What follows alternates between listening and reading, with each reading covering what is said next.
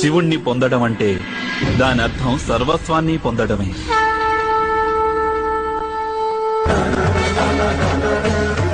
ఆది కూడా శివుడే, అంతము కూడా శివుడే.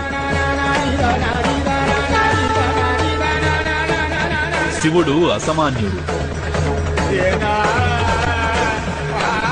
అలాంటి మహాదేవుణ్ణి పొందాలంటే అనేక కష్టాల్ని ఎదుర్కొనక తప్పదు.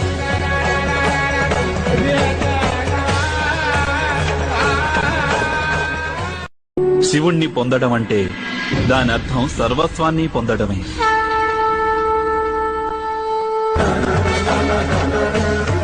ఆది కూడా శివుడే, అంతము కూడా శివుడే.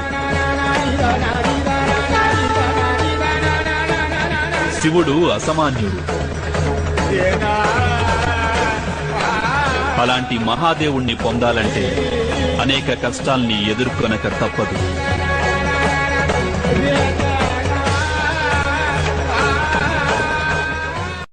శివుణ్ణి పొందడం అంటే దాని అర్థం సర్వస్వ